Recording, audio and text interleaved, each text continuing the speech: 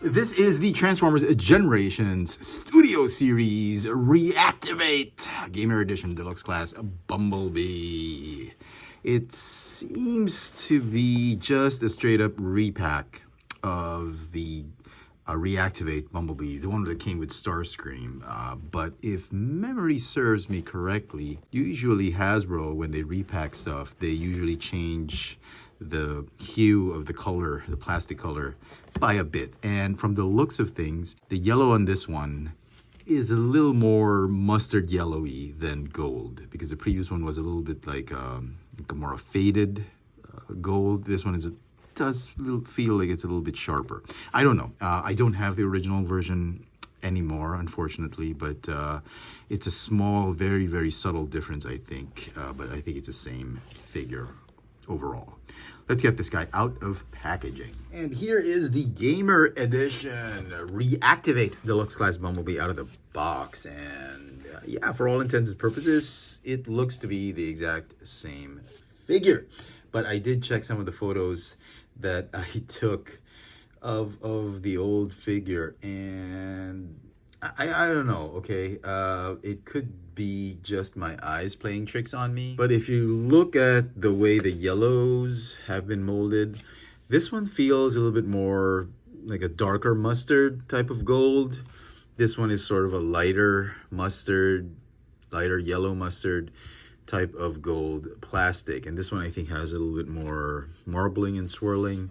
So this could be more of a Dijon mustard. This one is like a yellow mustard type of plastic, but it's a very, very subtle difference. And just to give you that bit of comparison, yeah, I'm guessing, yeah, it's a very mild, like very, very subtle difference in yellow hue. The colors aren't coming as accurate as, because it is a photo and it's been edited, but you can see from the way the light's reflecting on it, basically the same.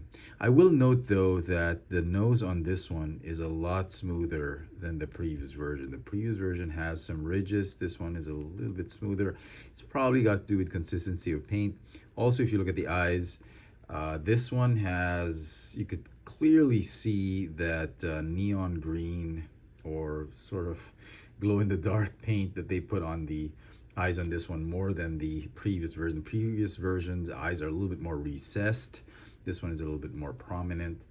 So very, very subtle differences. The Autobot logo is still the same. Even the black paint, the high gloss metallic black finish that they used, looks to be very, very identical and similar to the previous release. So for all intents and purposes, this is the exact same figure repacked with just a hint of difference, slight difference in the lightness of the yellow plastic. Okay, so he does still come with two blasters. The blasters are identical from the previous release. You can actually plug them here on his shoulders. You can hold them in either hand, and he can be stored at the back of his forearms. You just have to peg in that handle. There's like a small tab right there. You just have to slide it onto the underside of his forearm, and that's where it will store also in vehicle mode. Okay, as far as mold degradation goes, tight joints all around.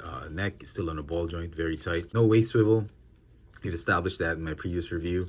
Shoulders, they have this pseudo upward hinge for articulation, but that's mainly because of transformation. The arms go in and out, forward and backward 360. You got a sort of ball joint elbow that allow you to swivel up and down. No wrist articulation. Ball jointed hips, thigh swivel, hinge knees, and ball jointed ankles that effectively do the rocker tilt and have the upward and downward motion. Everything seems to be fine. It's a nice repack.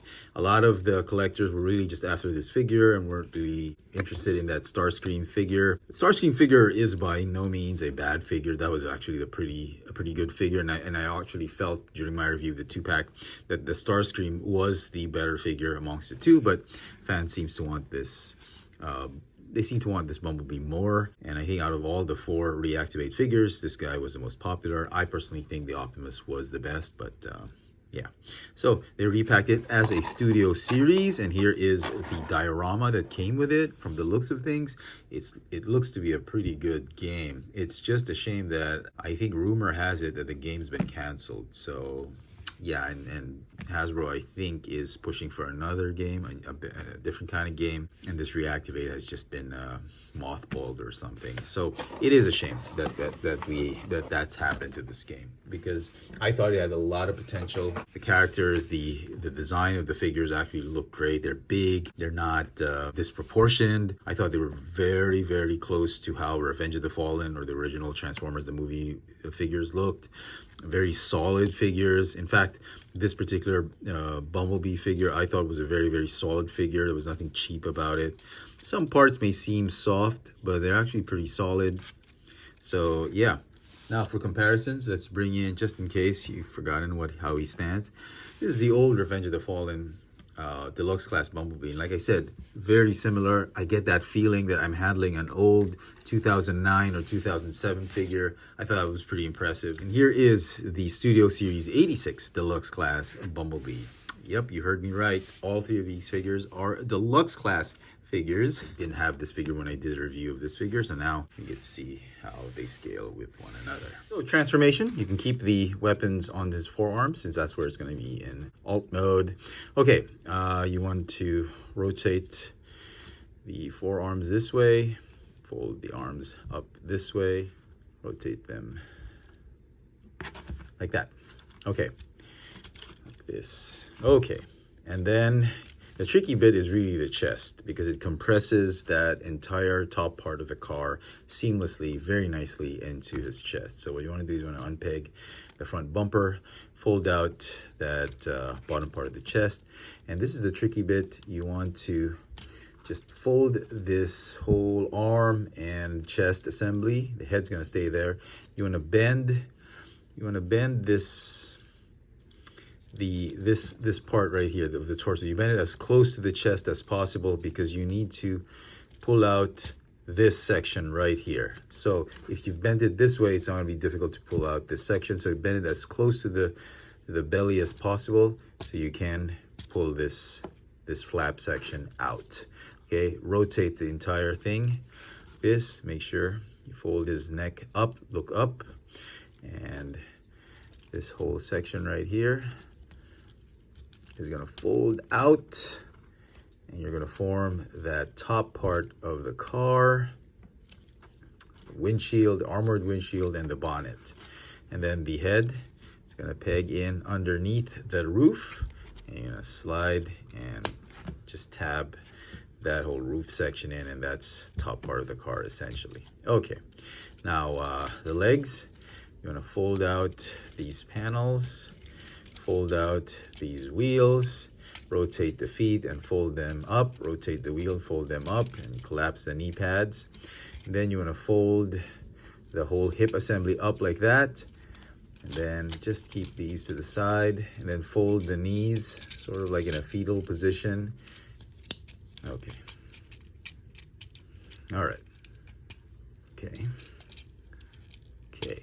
Tab in. Okay, once you've done that, that's the rear section of the car. Onto the front section.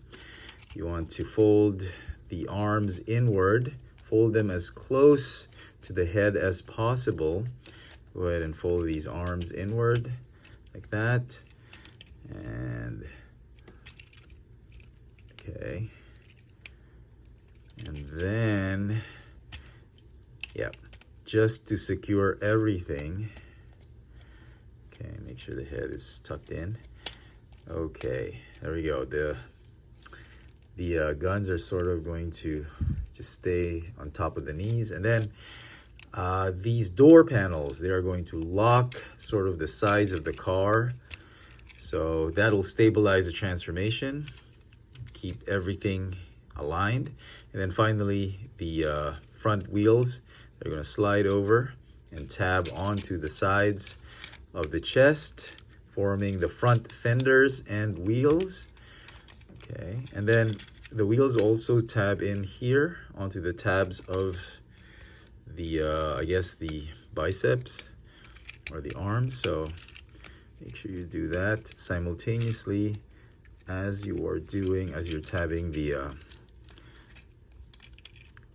front fenders. Okay, so once you've done that, you can lock into position these front fenders with the bumper. And there you go. I did notice that it was a lot easier to transform this second release of the figure. Probably because I was better at it now. It's the second time around. But when I first got this figure with the 2-pack, I thought it was a little bit difficult. The joints were pretty tight, clearance issues and all that. This one, I don't know if they did address it or it's because it's the second production run that the pieces were a little bit more loose. There's more sort of slight degradation. That's why it's a little easier to do it. I don't know what it is, but I did find transforming the second release much easier than the first one. Okay, so he still rolls very, very nicely. He's still a good looking alt mode, actually, an armored sort of Cybertronian Volkswagen Beetle. I don't know. Looks like a dune buggy more than a Beetle. So yeah, still very, very cool looking. Now we can do some comparisons. Here he is with Deluxe class Legacy gears. And now that we have the Studio Series Bumblebee, 86 Bumblebee. So yep, we can do a comparison now. Yeah, he's a fairly decent sized Deluxe class figure. He's not big, he's not small. He's about medium sized in terms of scale with the other Deluxe class figures. And so some final thoughts on this Studio Series Gamer Edition ReActivate Bumblebee. I still enjoyed this figure, actually. I thought this was a lot more fun than the first time around. For some reason, it's a lot easier to transform. The colors do seem slightly different, just a shade lighter than the previous version, a lot more, less marbly than the previous one. I don't know, my eyes could just be deceiving me. Let me know in the comments if you have both versions. Tell me if there's that slight bit of difference that I am detecting. I could be wrong. Anyway, the figure still is a pretty good figure. I thought it was a good sized Deluxe class figure. Plastic does feel very premium. It doesn't feel cheap. The transformation is still pretty much involved, albeit a little bit easier the second time around. It can still be very cumbersome at certain points, especially that torso, but it's a very satisfying transformation once you get it right. The figure is missing that waist or torso articulation, which really hinders you from getting him in some other dynamic poses. But regardless of that lack of waist articulation, I thought this figure was still a lot of fun. It was still very posable because of all the ball joints he has. So overall, the figure is not perfect. I'm still not going to give this a perfect score.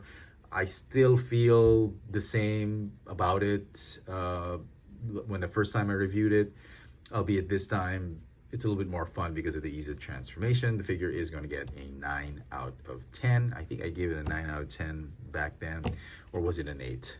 I can't remember. Let me know in the comment section what you guys think of this Transformers Studio Series Gamer Edition from the video game, now defunct video game, ReActivate Deluxe Class Bumblebee. Hit that notification bell so you never miss out on any of my latest video reviews. And if it's your first time here, please subscribe. Thanks for watching.